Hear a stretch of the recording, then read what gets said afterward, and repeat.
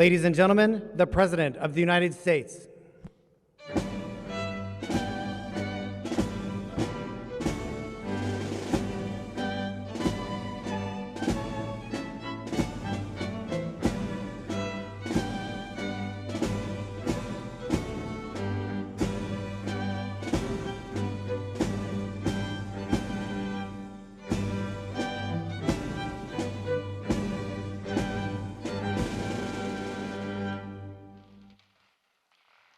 Mr. President, distinguished guests, the writer of sacred scripture declares, "Be strong and courageous. Do not be afraid. Do not be discouraged, for I will be with you wherever you go." Ladies and gentlemen, please join me as we mark this very special occasion in a word of prayer. Gracious and merciful Lord, you are the giver of life, the igniter of faith, provider of hope, and author of love. Mighty One, O Ancient of Days, you have commanded us to be strong and courageous in life or in death, because you are always with us. Receive your servant's most humble prayer as we gather today to remember, honor, and celebrate four selfless exemplars of unquestioned, strong, and courageous valor. Staff Sergeant Edward Kaneshiro, Specialist Dwight Birdwell, Specialist Dennis Fujii, and Major John Duffy's strong and courageous actions in Vietnam inspire us all. Each of these men distinguished himself at the risk of their own lives above and beyond the call of duty. Lord, you provided our nation and our army a buffalo soldier imbued with the courage to believe we can, we will, the commitment of a cavalry raider who was prepared and loyal, the care of a combat medic to preserve life, and the character of a special forces warrior to free the oppressed. When our nation asked who will go, each of these men declared, "Here am I, send me." Today, a grateful nation bestows its highest honor to these men of valor who look not only to their own needs, but to the needs of others in time of extreme crisis. Almighty God, be present with us during this ceremony as we recognize the intrepid service of these heroes. Richly bless the recipients we honor today, along with the many family members, comrades in arms, and dear friends who support them. May the actions of these men in the crucible of combat inspire others to acts of personal courage and selfless service. Guide our nation and leaders. Preserve us all under the canopy of your everlasting love and care. It is in your majestic and mighty name I pray. Amen.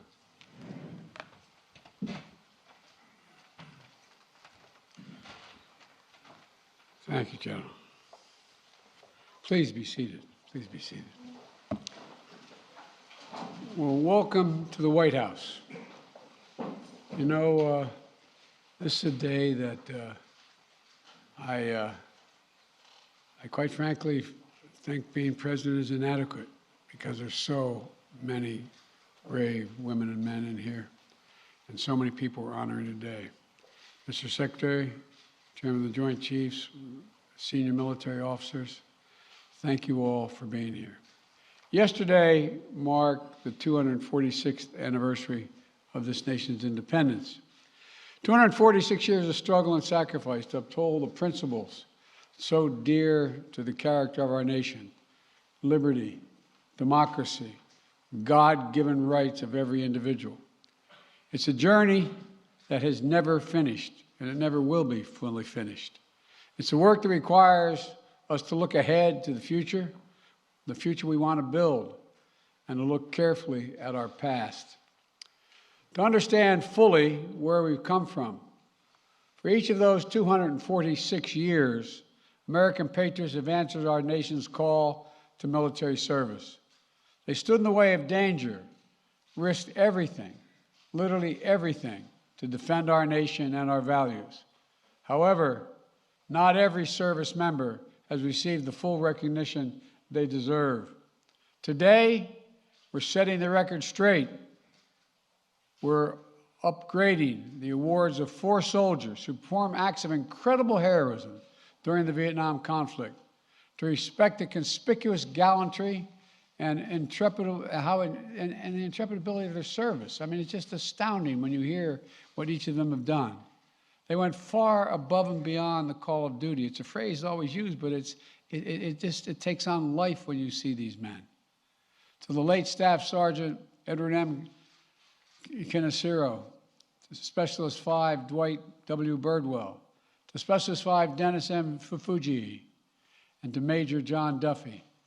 I'm proud to finally award our highest military recognition, the Medal of Honor, to each of you, one posthumously. It has been a long journey to this day for those heroes and their families, and more than 50 years have passed, 50 years since the jungles of Vietnam, where as young men these soldiers first proved their mettle. But time has not diminished their astonishing bravery, their selflessness in putting the lives of others ahead of their own, and the gratitude that we as a nation owe them. December 1, 1966, Staff Sergeant Kaneshiro was an infantry squad leader. His platoon was navigating toward what seemed to be a peaceful village. It was an ambush. A vastly superior force of North Vietnamese troops was concealed within the village, protected by fortified bunkers, underground tunnels, and a big trench that ran through the entire village.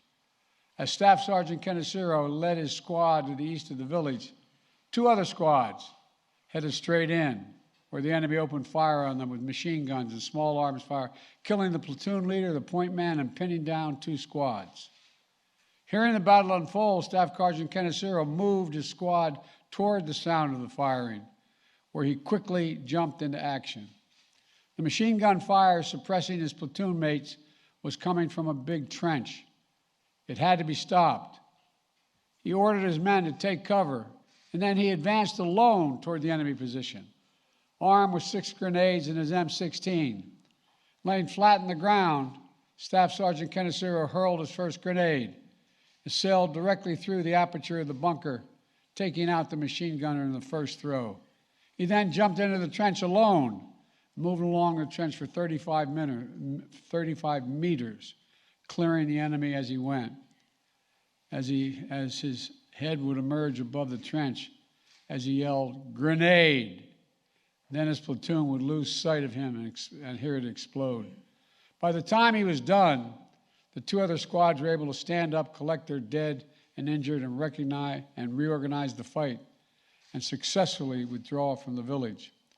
According to the eyewitnesses' account of the battle from Staff Sergeant Haskett, Kaneshiro's bravery in single-handedly clearing the trench averted what might have been, quote, a disaster for the whole platoon.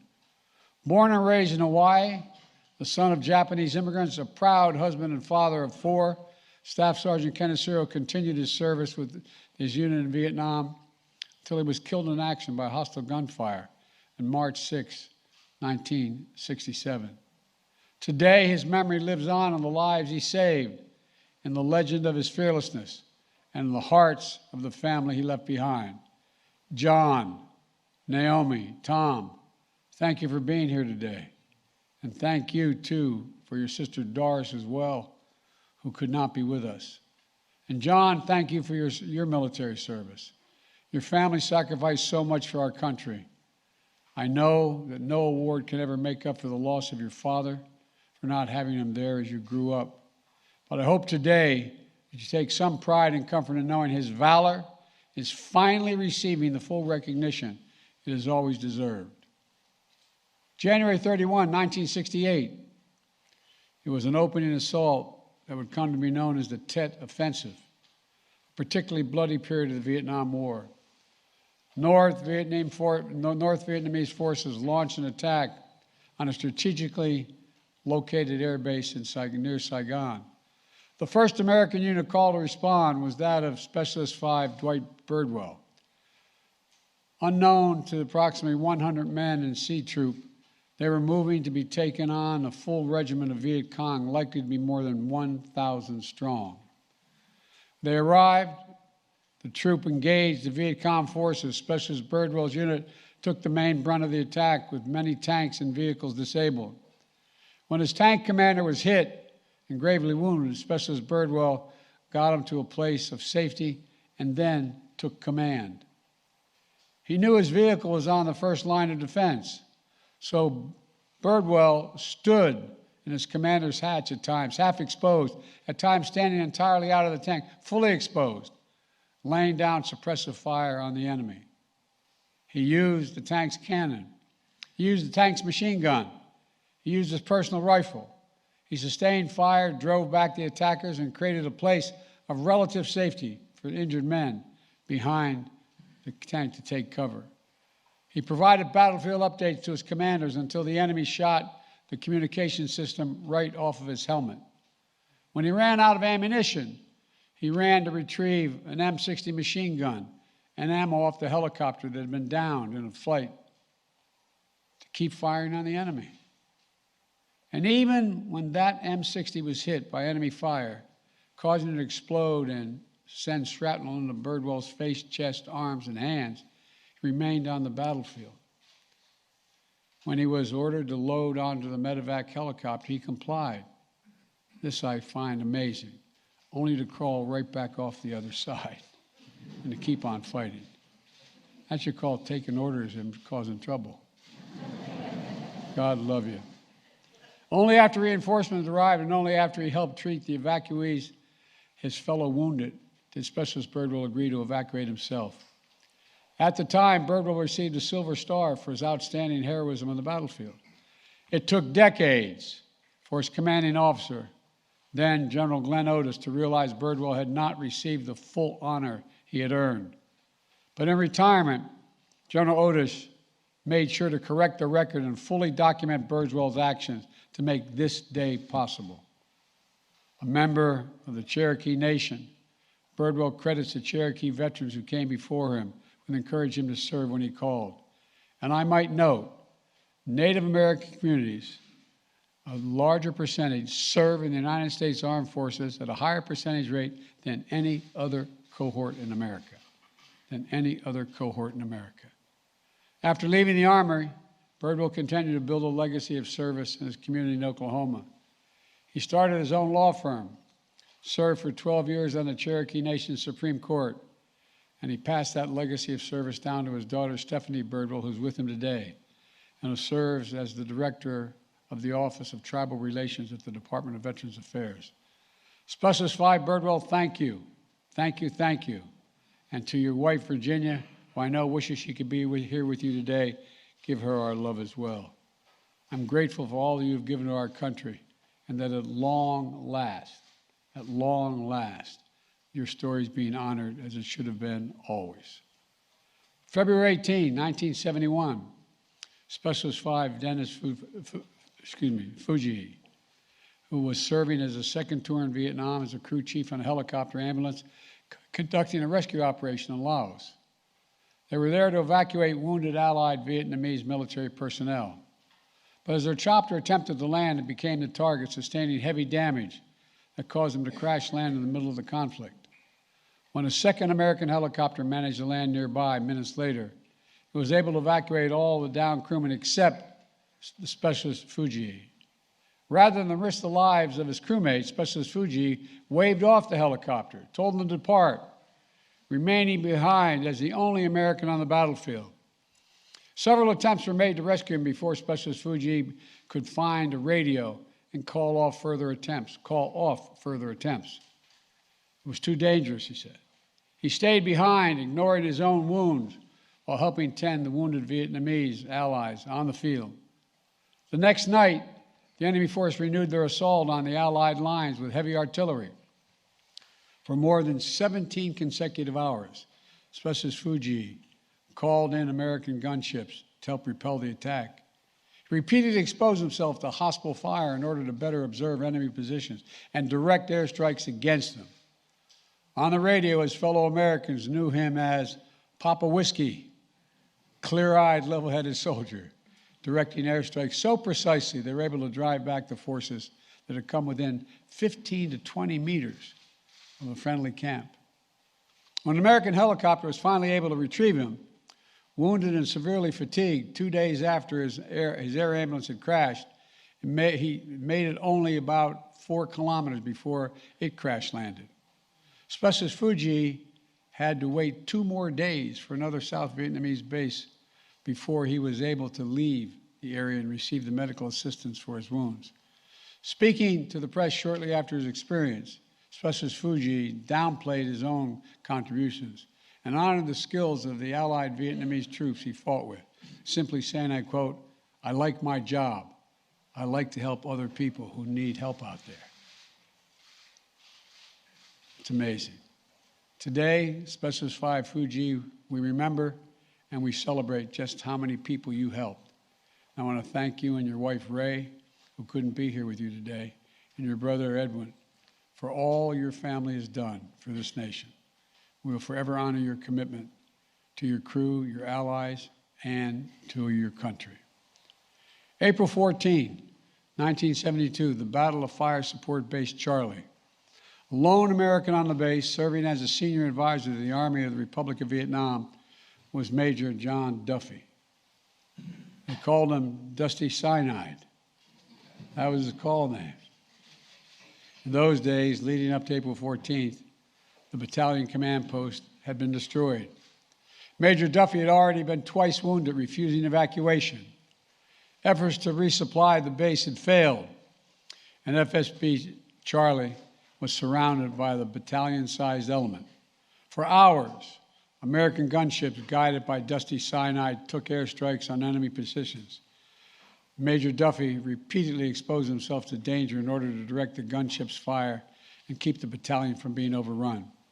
He even called in one strike, extreme danger close, to his own position in order to drive back the advancing attack. And when he was wounded again, he again refused evacuation. He worked side by side to organize the defense of the base with the Vietnamese commander, Major Miley, who was here today. Major, where are you? Major, thank you for being here. Thank you for your service.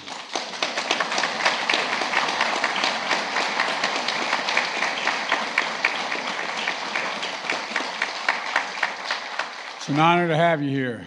When they finally had to abandon the base, Major Duffy volunteered to lead the rear squad and cover their retreat.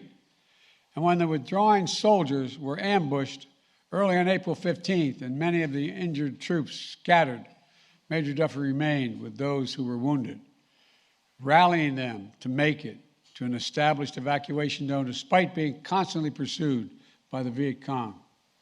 Upon reaching the exfiltration site, Major Duffy again made sure he was the last to board the helicopter.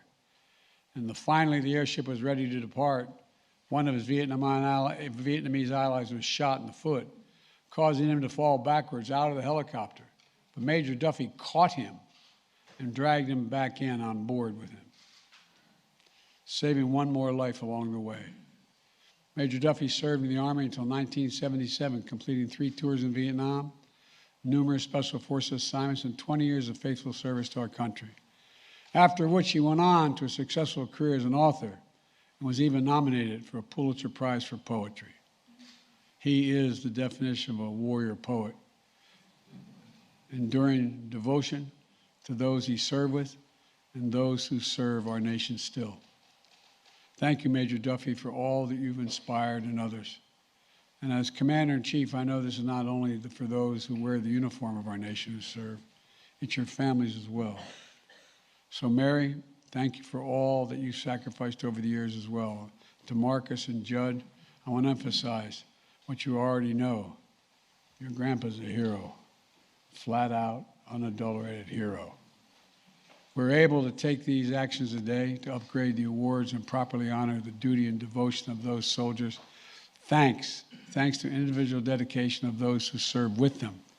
And because of a congressionally ordered review of the heroic action of Asian Americans, Native Americans, and Pacific Islanders, awarded the Distinguished Service Cross during the Korean and Vietnam Wars, to make sure we properly honor the contributions of Asian Americans, Native Hawaiians, and Pacific Islanders, and their service they've made over the years. We did a similar review of World War II era awards. The result in 22 Medal of Honors being awarded Asian Americans, Native Hawaiians, and Pacific Islander service members who had previously been under-recognized, including a very close friend of mine, one of my closest friends and benefactors in the United States Senate, Danny Inouye, United States Senator. So I want to also thank the members of Congress who helped make this possible, ensure that the United States lives up to our promises, that for those who give their best for our country, we'll always, always give our best to you. I also want to take a moment to recognize 3 other Medal of Honor recipients. awarded for their heroic actions in Vietnam, who are with us today. Walter Morin. Walter, where are you? There you go. Walter, thank you, Tom.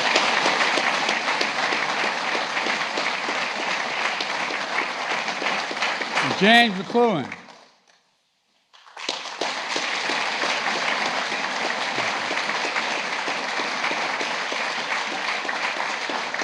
And Brian Thacker.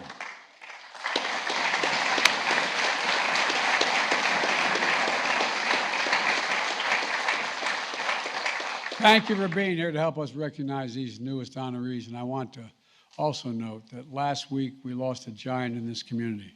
Herschel Woody Williams passed away at the age of 98, the last Medal of Honor recipient of World War II. Honored by President Harry Truman for his valor during the Battle of Iwo Jima, Woody Williams will soon lie in honor in the United States Capitol. And his passing is a reminder of what so many Americans of our greatest generation sacrificed to preserve liberty, democracy, and for our nation and for the world.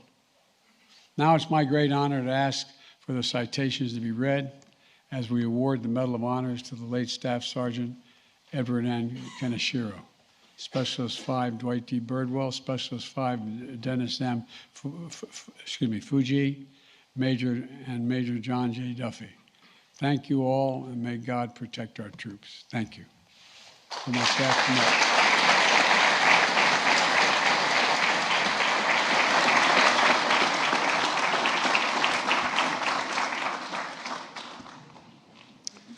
John Kaneshiro, accepting on behalf of his father, Staff Sergeant Edward Kaneshiro.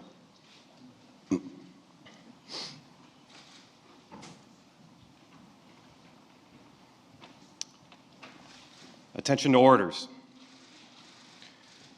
The President of the United States of America, authorized by Act of Congress, March 3, 1863, has posthumously awarded, in the name of Congress, the Medal of Honor to Staff Sergeant Edward N. Kaneshiro, United States Army, for conspicuous gallantry and intrepidity at the risk of his life above and beyond the call of duty. Staff Sergeant Edward N. Kaneshiro distinguished himself by acts of gallantry and intrepidity above and beyond the call of duty while serving as an infantry squad leader with Troop C, 1st Squadron, 9th Cavalry, 1st Cavalry Division near Pha Hu 2, Kim Song Valley, Republic of Vietnam, on 1 December 1966. Not knowing that the village was heavily fortified with a fully bunkered and concealed trench system and garrisoned by the North Vietnamese troops in vastly superior forces, 2 squads of the platoon had deployed to its center, while Staff Sergeant Kaneshiro and his squad scouted the more than open terrain to the east of the village. Sensing the opportunity to ambush the infantry squads, the entrenched enemy force erupted with machine gun and small arms fire against the 2 squads at the center of the village, killing the platoon leader and the point man, wounding 4 others, then successfully suppressing the surviving soldiers. Staff Sergeant Kaneshiro moved with his men to the sounds of the fire, swiftly reading the situation, seeing that the fire from the trench had to be stopped if anyone was to survive. He first deployed his men to cover, then crawled forward to attack the enemy force alone. He began by throwing grenades from the parapet while flattened to the ground, successfully throwing the first grenade through the aperture of the bunker, eliminating the machine gunner who had opened the action. With 5 grenades remaining and his rifle to sustain the assault, Staff Sergeant Kaneshiro jumped into the trench to sweep its length where it fronted the 2 pinned squads. Over the distance of about 35 meters, he worked the ditch alone, destroying 1 enemy group with rifle fire and 2 others with grenades. By the end, by the end of his sweep, the able-bodied survivors of the 2 squads were again standing and preparing to move the dead and wounded. Staff Sergeant Kaneshiro's actions enabled the orderly extrication and reorganization of the platoon, which ultimately led to a successful withdrawal from the village. Staff Sergeant Kaneshiro's conspicuous gallantry and uncommon heroism under fire are in keeping with the highest traditions of the military service and reflect great credit upon himself, his unit, and the United States Army. Signed, Joseph R. Biden, the President of the United States.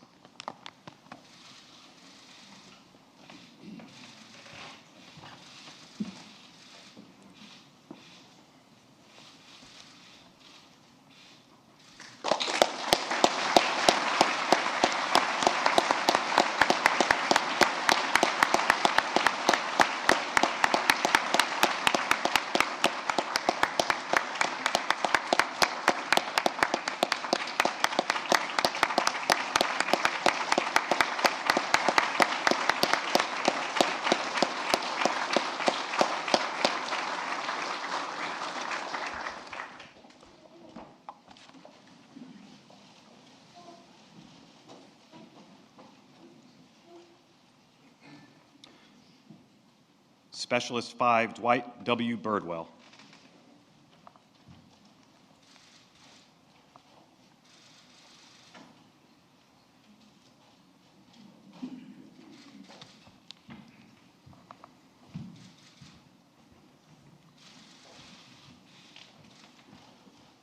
Attention to orders.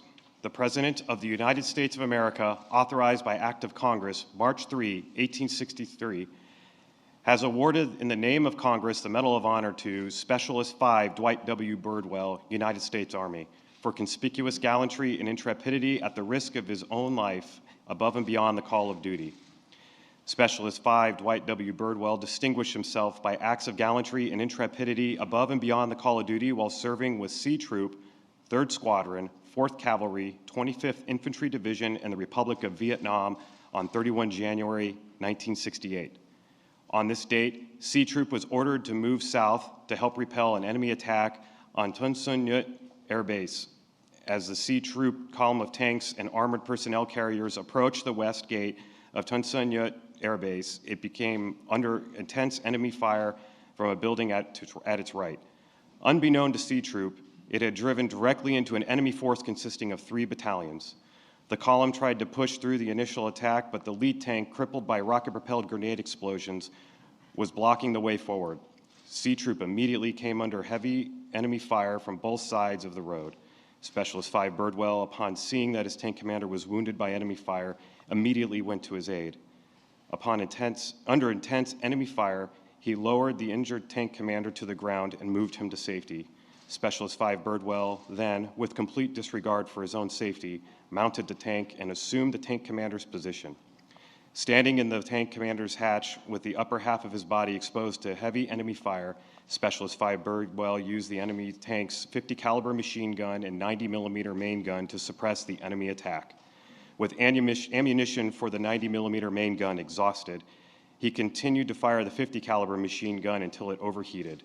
At this point, Specialist 5 Birdwell, rather than abandoning his position, continued to engage the enemy with his M16 rifle, sometimes exposing his entire body to fire in order to engage the enemy from a better vantage point.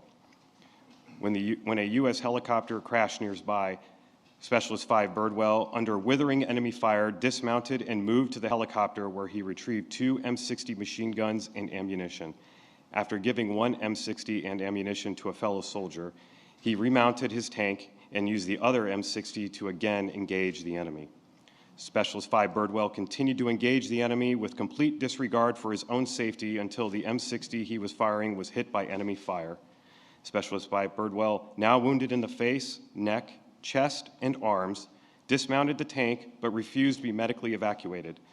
Instead, Specialist 5 Birdwell, under enemy fire, rallied fellow soldiers to advance toward the front of the armored column, where they set up a defensive position by a large tree. From this position, he and the other soldiers engaged the enemy with M16 fire and grenades. As the enemy fire lessened, Specialist 5 Birdwell gathered ammunition from disabled vehicles and helped wounded soldiers move to safer positions. His leadership and tenacity under fire inspired the other C Troop soldiers to continue fighting against the superior enemy force and directly contributed to the enemy's ultimate defeat. Specialist 5 Birdwell's extraordinary heroism and selflessness above and beyond the call of duty were in keeping with the highest traditions of military service and reflect great credit upon himself, his unit, and the United States Army. Signed, Joseph R. Biden, the President of the United States.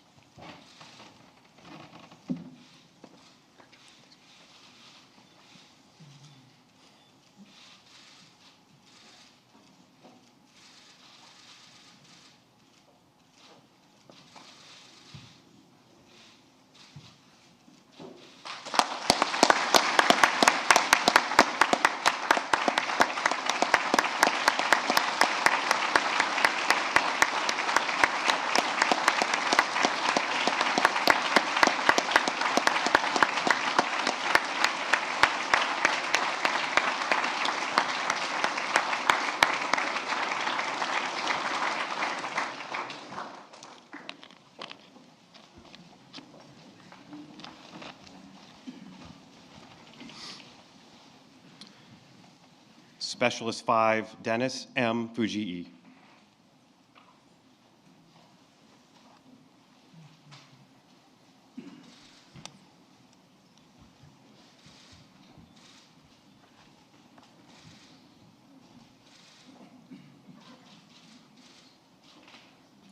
Attention to orders.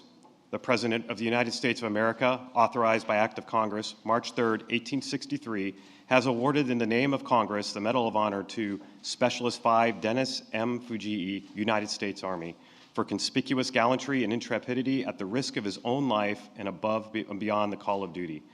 Specialist 5 Dennis M. Fujii distinguished himself by conspicuous gallantry and intrepidity beyond the call of duty while serving as crew chief aboard a helicopter ambulance during the rescue operations in Laos, Republic of Vietnam, during the period of 18 to 22 February 1971.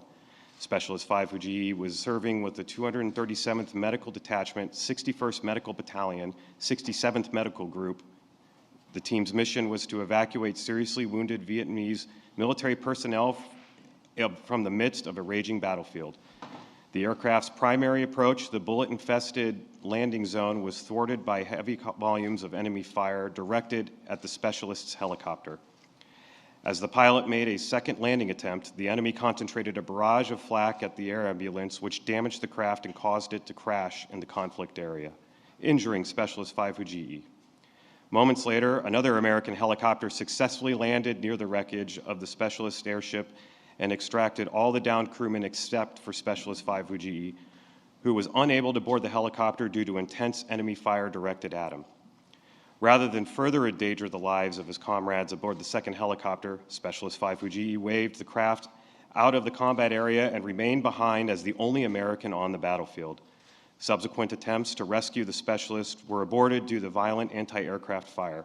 Specialist 5 Fujii finally secured a radio and informed the aviators in the area that the landing zone was too hot for further evacuation attempts. During the night and all through the next day, Specialist 5 Fujii disregarded his own wounds as he administered first aid to the Allied casualties. On the night of 19 February, the Allied perimeter came under ruthless assault by a reinforced enemy regiment supported by heavy artillery. Once again obtaining a radio transmitter, Specialist 5 Fujii called in American helicopter gunships to assist the small unit in repelling the attack. For a period of over 17 consecutive hours, Specialist 5 Fujii repeatedly exposed himself to hostile fire as he left the security of his entrenchment to better observe enemy troop positions and to direct airstrikes against them. At times, the fighting became so vicious that Specialist 5 Fujii was forced to interrupt radio transmissions in order to place suppressive rifle fire on the enemy while at close quarters. Though wounded and severely fatigued by 20 February, the specialist bore the responsibility for the protection and defense of the friendly encampment until an American helicopter could land and attempt to airlift him from the area. As his air ambulance left the battlefield, it received numerous hits and was forced to crash land at another South Vietnamese Ranger base approximately 4 kilometers from the specialist's original location. The totally exhausted Specialist 5 Fujii remained at the Allied camp for 2 more days until yet another helicopter could return him to Phao Bay for medical assistance on 22 February. Specialist 5 Fujii's extraordinary heroism and devotion to duty were in the keeping of the highest traditions of military service and reflect great credit upon himself, his unit, and the United States Army. Signed, Joseph R. Biden, the President of the United States.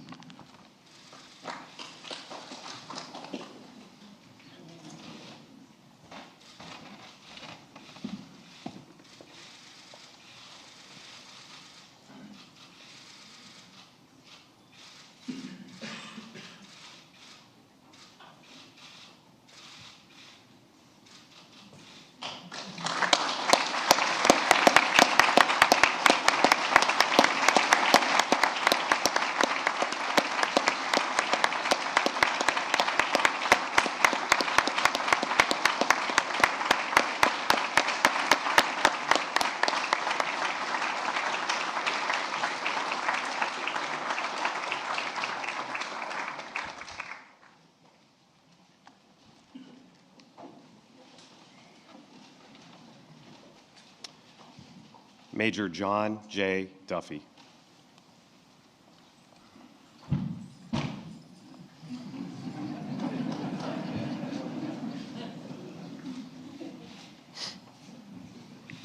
Attention to orders. The President of the United States of America, authorized by Act of Congress, March 3, 1863, has awarded in the name of Congress the Medal of Honor to Major John J. Duffy, United States Army, for conspicuous gallantry and intrepidity at the risk of his own life above and beyond the call of duty.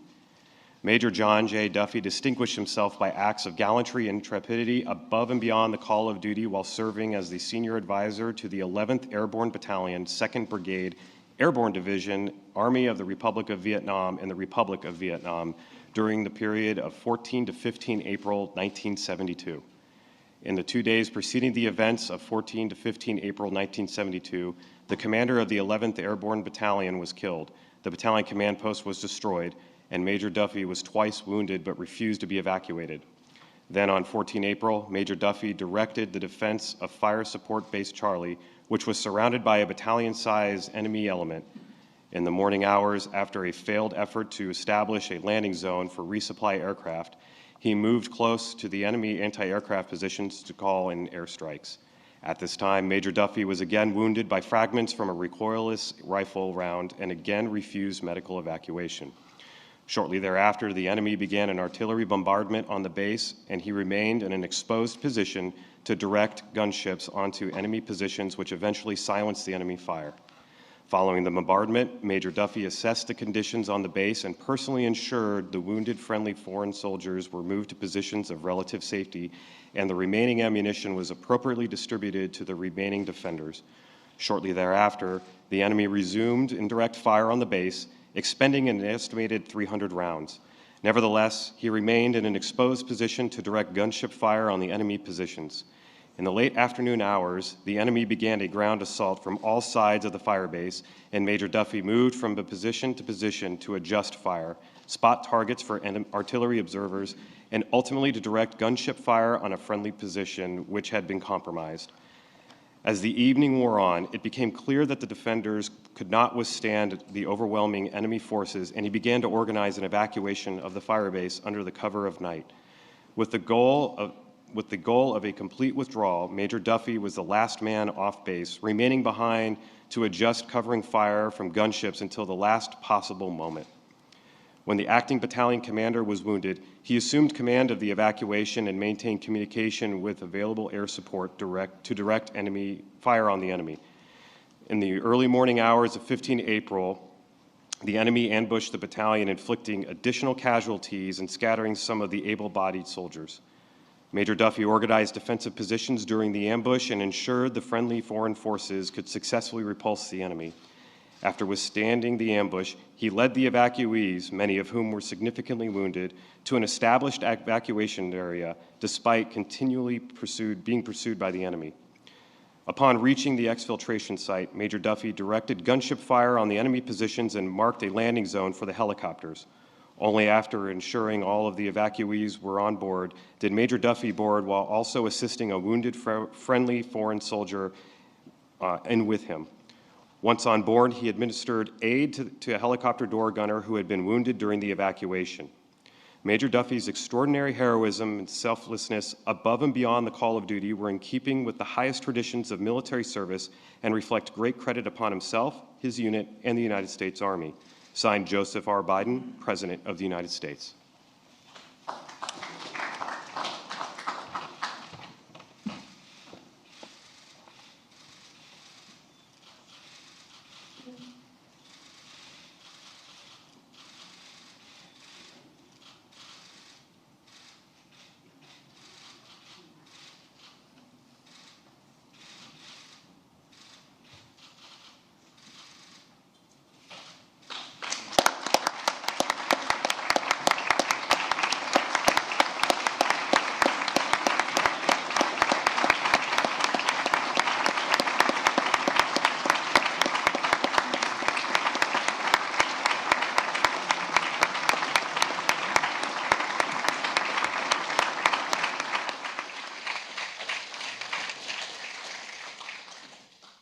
Please join me in receiving this blessing as we depart.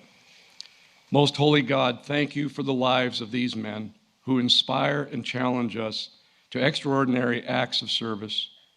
May each of us dare to follow the examples of the warriors in the face of seemingly insurmountable moments of danger and crisis and be like them in kind. Bless Specialist Birdwell, Specialist Fujii, Major Duffy, and the Kaneshiro family, as the names of these men are forever etched into our nation's proud history and the pantheon of heroes who have gone before. May their legacies be the true north for us to seek, and may we all strive to be strong and courageous in the face of a myriad of challenges that life may bring our way. Keep the lamp of liberty burning bright and our nation strong. It is in your holy and mighty name I pray. Amen.